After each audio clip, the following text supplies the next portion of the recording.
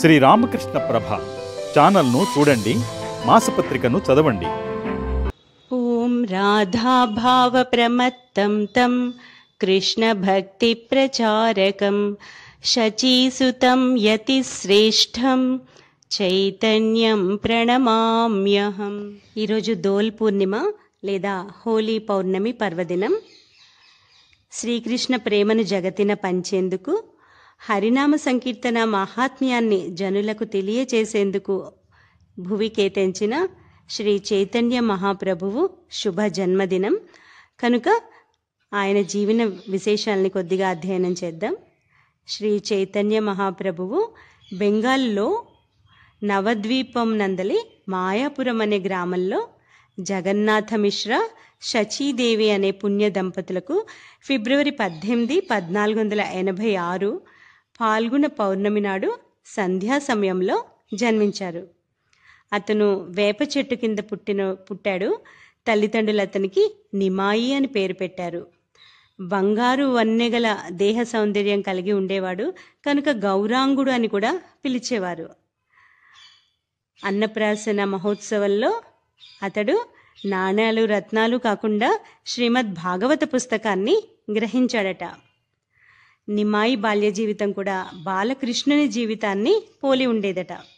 బిడ్డని చూసి ఆడించడానికి ఇరుగు పొరుగు మహిళలు వస్తుండేవారు. వారి చేతుల్లోనే నిమాయి ఎక్కువ కనబడేవాడు. ఆ స్త్రీలు చప్పట్లు చరుస్తూ హరినామ సంకీర్తన చేస్తే నిమాయి వెంటనే ఏడుపాపేసేవాడట. నడవడం నేర్చాక ఇక అతన్ని పట్టి ఉంచడం ఎవరి వల్ల అయ్యేది కాదు. ఒకరోజు ఒక పెద్ద సర్పంతో ఆడుతూ కనిపించాడు. మరొక రోజు ఒక దొంగ అతని నగలను దోచుకోవడానికి ఎత్తుకుపోయాడు. ఆ నగలు దోచుకోవడానికి అతడు ఏకాంత ప్రదేశాన్ని వెతుకుతూ మళ్ళీ నిమాయి ఇంటి ముందుకే వచ్చి చేరాడట. చివరికి అతను దొంగతనాన్ని మారి సాధువు అయ్యాడని చెప్తారు. నిమాయి స్వేచ్ఛగా ఇతరుల ఇళ్లకు వెళ్ళి నాకు ఇది కావాలి, అది కావాలి అని మారం చేసేవాడు. భగవంతుని నైవేద్యానికై తయారు చేసిన ఆహార పదార్థాలని నిస్సంకోచంగా తీసుకొని ఆరగించేవాడట. నిమాన్ని దండించబోయిన వాళ్ళంతా అతనిలో కృష్ణుని గాంచి కొట్టడం మాని అతన్ని భజించి ధన్యులయ్యారు అని చెప్తారు. 7 ఏళ్ల ప్రాయంలో నిమాయి పెద్దన్న విశ్వేశ్వరుడు సంసారాన్ని పరిత్యజించి సన్యాసి జీవితాన్ని స్వీకరించి ఇల్లు వదిలి వెళ్ళిపోయాడు. అప్పటి నుంచి నిమాయి అల్లరి ఆపి చదువులో మనసు పెట్టాడు. శృతిధరుడు కావడంతో పండిత గంగాదాసుని గురుకులంలో నిమాయి తిరుగులేని పండితుడయ్యాడు. ఎందరినో వాదాల్లో ఓడించేవాడు. ఒకసారి దిగ్విజయుడైన కాశ్మీర్ పండితుడొకరు నవద్వీపానికి వచ్చి అక్కడి పండితుల్ని సవాల్ చేశాడు. అతనితో వాదానికి అందరూ నిమాయిని నియమించారు. వాదానికి ముందే నిమాయి గంగ ఒడ్డున ఆ పండితుణ్ణి కలుసుకొని గంగాదేవిని స్తుతిస్తూ ఒక శ్లోకాన్ని వల్లించండి అని కోరాడు. ఆ పండితుడు 100 శ్లోకాలను ప్రభంజనం వలె వల్లించి తన విద్వత్తునంతా ప్రదర్శించాడు. నిమాయి ఏకసంతాగ్రాహి కావడంతో వాటిని విన్న వెంటనే కంఠస్థం చేయటమే కాక వాటిలో కొన్ని శ్లోకాల్లో గల వ్యాకరణ దోషాలను కూడా ఎత్తి చూపాడు. ఆ పండితుడు దిగ్భ్రాంతి చెంది వాదం లేకుండానే తన పరాజయాన్ని స్వీకరించి నిమాయి పండితుడికి అనుయాయి అయ్యాడు. రఘునాథుడనే నిమాయి తోటి విద్యార్థి న్యాయశాస్త్రంపై దిధీతి అనే ఒక చక్కటి గ్రంథాన్ని రచించాడు. నిమాయి కూడా న్యాయంపై గ్రంథాన్ని రచిస్తున్నాడని విని రఘునాథుడు ఒకరోజు గంగా విహారంలో పడవలో తనతో పాటు ఉన్న నిమాయిని తన గ్రంథాన్ని చదివి వినిపించమని కోరాడు. నిమాయి గ్రంథం విన్నాక రఘునాథుని కళ్ళల్లో అశ్రువులు స్రవించాయి. నిమాయి అడిగాడు, నీ అశ్రువులకు కారణమేమిటి అని. అందుకు రఘునాథుడు అన్నాడట, నీ గ్రంథాన్ని విన్నాక ఇక నా గ్రంథాన్ని ఎవరు ఆదరించరు అని అనిపిస్తోంది అని. అయితే నిమాయి వెంటనే స్నేహితుడి మేలించి తాను రచించిన గ్రంథాన్ని వెంటనే గంగలోకి విసిరివేశాడు. ఒక చక్కటి న్యాయశాస్త్ర గ్రంథాన్ని జగత్తు కోల్పోయింది. కానీ ఆదర్శ మైత్రి, త్యాగ వైరాగ్యాలకు ఒక చక్కటి దృష్టాంతం లభించింది. 16 ఏళ్ల వయస్సులో నిమాయి ఒక గురుకులాన్ని ప్రారంభించాడు. అనతి సమయంలోనే అది చాలా విఖ్యాతమైంది.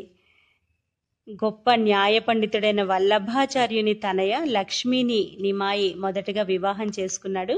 1 సంవత్సరం వ్యవధిలోనే ఆమె పాముకాటితో మరణించింది. తల్లి శచీదేవి కోరికపై విష్ణుప్రియను మళ్ళీ వివాహం చేసుకున్నాడు. పితృపురుషుల పిండ ప్రదానానికి గయకు వెళ్ళాడు నిమాయి.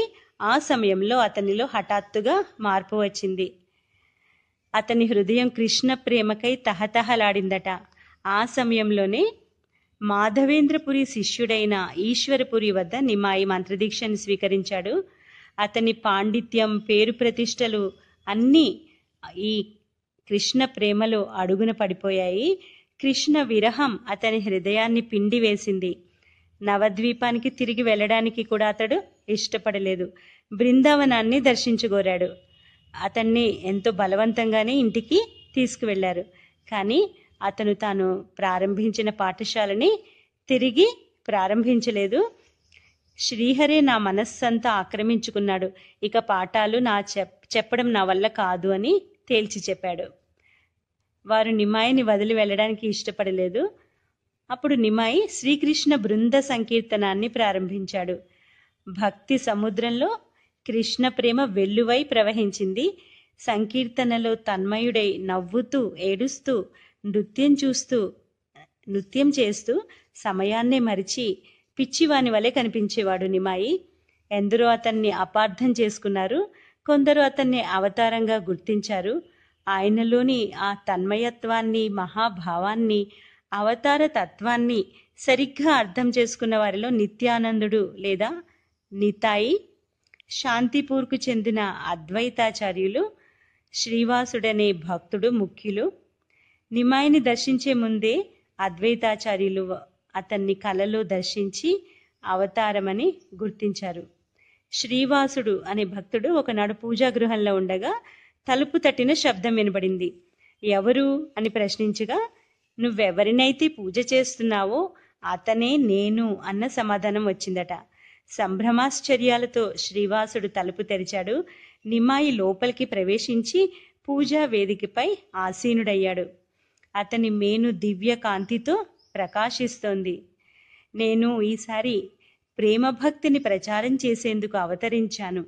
పాపులను శిక్షించడానికి, వారిని ఉద్ధరింపడానికి వచ్చాను అన్నాడు. ఇంతలోనే మళ్ళీ మామూలు మనిషిగా మారి, కృష్ణ, నీ పాదపద్మాలపై భక్తి నివ్వు, నాకింకేమీ వద్దు అంటూ విలపించడం ప్రారంభించాడు నిమాయి. భక్తుడు, భగవంతుడు ఇద్దరూ అతనిలో ఉన్నారు అని శ్రీవాసుడికి, ఇతర భక్తులకు అర్థమైంది. ఆ కాలంలో బెంగాల్ని పఠాన్ మహమ్మదీయులు పాలించేవారు. వారికి ఈ నిమాయి ఏర్పరిచిన బృంద సంకీర్తన నచ్చలేదు. నవద్వీప న్యాయాధిపతి అయిన చాంద్ ఖాజీ ఒకరోజు శ్రీవాసుని ఇంట్లో మృదంగాల్ని బద్దలు కొట్టాడు. ఇక బహిరంగంగా సంకీర్తన జరగడానికి వీల్లేదన్నాడు. సంకీర్తన బృందాలను ఖాజీ అనుయాయులు భంగం చేసేవారట. నిమాయి శ్రీవాసుడికి ధైర్యం చెప్పాడు. ఒక పెద్ద సంకీర్తన బృందాన్ని ఏర్పాటు చేసి మృదంగ కరతాళాలతో బిగ్గరగా హరినామ సంకీర్తనాన్ని చేస్తూ ఊరేగింపుగా నిమాయి కాజీ భవంతిని చేరుకున్నాడు. నివ్వెరపోయాడు కాజీ. హిందువులు పూజించే నారాయణుడు లేదా శ్రీహరివి నువ్వేనా అని ప్రశ్నించాడు. హరినామం వినగానే నిమాయి ఈ విధంగా బదిలిచ్చాడు. నువ్వు హరినామాన్ని ఉచ్చరించావు, నీ పాపాలన్నీ క్షమింపబడ్డాయి అని అతన్ని కాజీని స్పృశించాడు. వెంటనే కాజీలో హఠాత్ పరిణామం ఏర్పడింది. అతని కనుల వెంట అశ్రుధారలు స్రవించాయి. నిమాయి కాళ్లపై పడి క్షమాభిక్ష కోరాడు. ఇక నుంచి హరినామ సంకీర్తనలను ఎవరూ అడ్డుకోరాదు అన్న ఆజ్ఞని జారీ చేశాడు కాజీ. జగాయ్, మధాయ్ అనే 2 తాగుబోతులు ఉండేవారు. క్రూరులను భక్తులుగా మార్చడం గౌరాంగుని లీలలలో మరొక విశేష ఘట్టం. వీరు బ్రాహ్మణ వంశం నందు జన్మించిన వారే, కానీ వ్యసనాలకు లోనై క్రూర కర్మలనే వృత్తిగా ఎంచుకున్నారు. నిత్యానందుడు వారిని కూడా చేరి హరినామ సంకీర్తన చేయమని కోరాడట. వారు కోపంతో నితాయిని దూషించడం, హింసించడం మొదలుపెట్టారు. అది తెలుసుకున్న నిమాయి వెంటనే కోపంతో వారిని అడ్డుకోవడానికి వెళ్ళారు. ఒక అగ్ని వలయం వారిని సమీపించినట్లు వారికి అనిపించింది.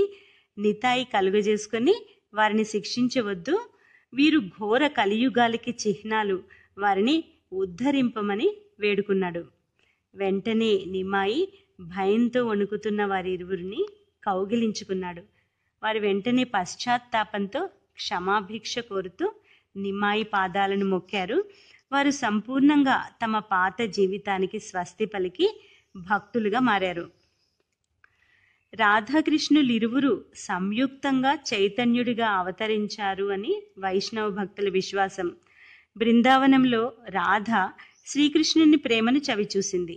ఇప్పుడు కృష్ణుడు తన ప్రేమను తానే చవి చూడడానికి చైతన్యులుగా అవతరించారని నమ్మకం. అందుకే ఆయన ఒకసారి రాధాభావంలో, మరోసారి కృష్ణ భావంలో ఉండేవారు. ఆయనకు 24 సంవత్సరాల వయస్సు వచ్చాక ఈ రాధాభావం అధికం అవసాగింది. బృందావనానికి వెళ్ళి కృష్ణుని కలవాలన్న ఆకాంక్ష తీవ్రతరమైంది. తన అన్న విశ్వరూపిణి వలె తాను కూడా సంసారాన్ని త్యజించి సన్యాసి అయి భగవత్ ప్రేమలో మునిగిపోవాలి అనుకున్నాడు. అంతేకాక తాను పండితుడిగా జీవనం గడిపితే కృష్ణ ప్రేమను ప్రచారం చెయ్యడం అనే తన జీవితోద్దేశ్యం సఫలం కాదని గ్రహించి సన్యాసి అయితే ఆపామరులు అతని ఉపదేశాన్ని స్వీకరిస్తారన్న నిశ్చయానికి వచ్చాడు. ఎంతో కష్టంతో తల్లిని భార్యను ఒప్పించి 1510లో అతను కేశవ భారతి వద్ద సన్యాసాశ్రమాన్ని స్వీకరించాడు. నిమాయి కులీనుడు, యవ్వనంలో ఉన్నవాడు, పండితుడు, పేరు ప్రతిష్టలు కలవాడు, వృద్ధాప్యంలో ఉన్న తల్లి, యవ్వనంలో ఉన్న భార్యను కలవాడు. కనుక నిమాయికి సన్యాసం ఇచ్చేందుకు తొలుత కేశవ భారతి కూడా అంగీకరించలేదు. నిమాయి వెనువెంటే నిత్యానందులు, ఇతర భక్తులు వచ్చారు. వారు కూడా దానికి అంగీకరించలేదు. చివరకు వెంట్రుకలు కత్తిరించేందుకు కేశవ భారతి ఆశ్రమంలో నియమింపబడ్డ మధు అనే క్షురకుడు కూడా నిమాయి శిరోజాలు కత్తిరించడం తన వల్ల కాదన్నాడు. కానీ నిమాయి ప్రేమ, భక్తి, వైరాగ్యాల ముందు ఇవన్నీ పేలవమయ్యాయి. శ్రీకృష్ణ ప్రేమలో చైతన్యుడి కంటే తాను అల్పుడినన్న అవగాహనతో కూడా కేశవ భారతి ఆయనకు సన్యాసం ఇచ్చేందుకు అంగీకరించలేదు. చివరకు కృష్ణ ప్రేమకు విజయం లభించింది. నిమాయి సన్యాసి అయి శ్రీకృష్ణ చైతన్య అనే నూతన నామాన్ని పొందాడు.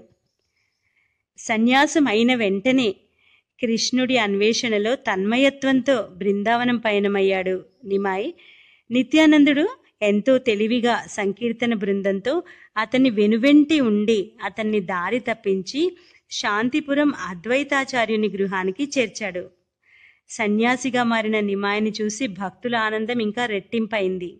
అతని త్యాగ వైరాగ్యాలను గాంచిన పండితుల గర్వం కూడా అణిగింది. అందరూ ఆయనకు నమస్కరించి సంకీర్తనలో పాల్గొన్నారు. శచీదేవి కూడా భారమైన మనస్సుతోనే కొడుకును ఆశీర్వదించింది. బృందావనం కాక పూరి జగన్నాథ క్షేత్రానికి వెళ్తే నాకు దగ్గరగా ఉంటావు కనుక పూరిలో ఉండమని కోరింది. చైతన్యులు వెంటనే జగన్నాథ క్షేత్రానికి పయనమయ్యారు. జగన్నాథుని మందిరం ప్రవేశించగానే వారు దివ్య భావావేశపూర్ణులై సమాధిలో మునిగి నేలపై పడిపోయారు. పూరి రాజు ప్రతాపరుద్రుని ఆస్థాన పండితుడైన సార్వభౌముడు చైతన్యుని దివ్యత్వాన్ని గుర్తించి చైతన్యులకు ఏ ఇబ్బంది కలగజేయొద్దని ఆలయ పాలకులని నిర్దేశించారట. చైతన్యుని కృష్ణ భక్తి నీలాచల పరిసరాలని, ఒరిస్సా రాష్ట్రం మొత్తాన్ని కూడా ముంచివేసింది. ఆ తర్వాత అది భారతదేశం మొత్తాన్ని ఆకర్షించింది. చైతన్యులు పూరిలో కొన్నాళ్ళు ఉన్న తర్వాత భాగవత ధర్మ ప్రచారంలో భాగంగా దక్షిణాది యాత్ర కూడా చేశారు. గోదావరి ప్రాంతంలో చైతన్యులను కలుసుకొని ఆయన ఆంతరింగిక శిష్యులైన వారిలో రామానందరాయ్ అనే భక్తుడు ఒకరు. వారి మధ్య విశదంగా శాస్త్ర చర్చ జరిగింది.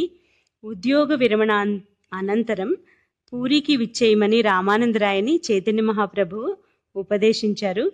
దక్షిణ యాత్ర అయిన పిమ్మట మహారాష్ట్ర గుండా పయనిస్తూ చైతన్యులు మళ్ళీ పూరి చేరారు.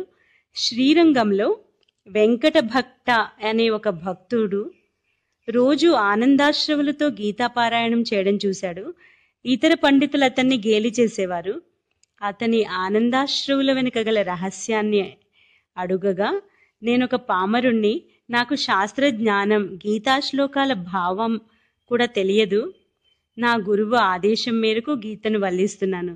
కానీ గీతాపారాయణం ప్రారంభించగానే నా మనోనేత్రాల ముందు రథారూఢులైన శ్రీకృష్ణార్జునులు దర్శనమిస్తారు.